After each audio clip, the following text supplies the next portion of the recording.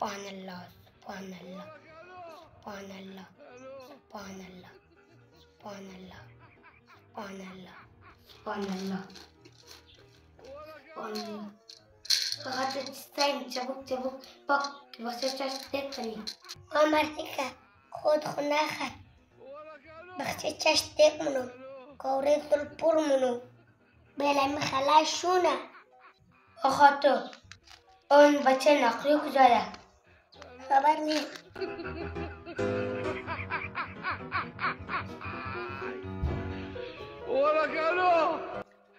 آخه تو اون جلمگی چه دیگه نمیاد دیگه میاد.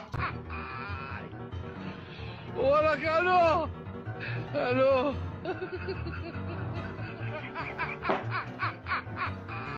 مرتیکه او ایچ بلد نیه که از درگاه باید از درچه میاد تو یک نیم گوش دیده.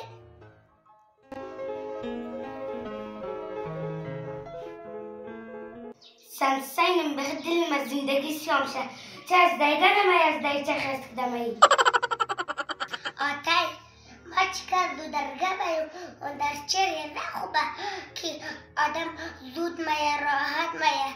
ما زود جو خوش دیرم که روزا باید. Oh no!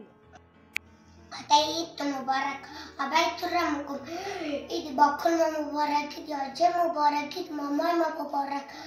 عید کلت مبارک بخیر. الان یک پنجاوانی بیده ایدی من. از خدا آتش نخواه یک مشت دیدم بلیدانش. اینال مامات مایا کاکات مایا انزواری دی بخواد.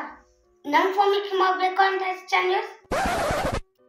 آتای گاه خوب بودد که مامای آجه میمادد ایدی مکد ایدی میدادد حالی که گریم مل نمیدد. بچه گاه خوب بودد که کار بودد پیسه بودد حالی نه کار نه پیسه یا چه قمیدی بده بیکاریه. آتای ما کار ندارم ایدی ما رو بید ایدی تو امدوم یک باید خواست بخم گم کن خورده.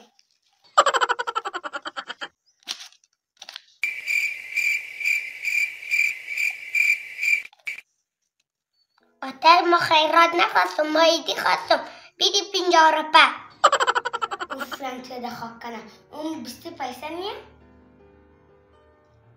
من ای 20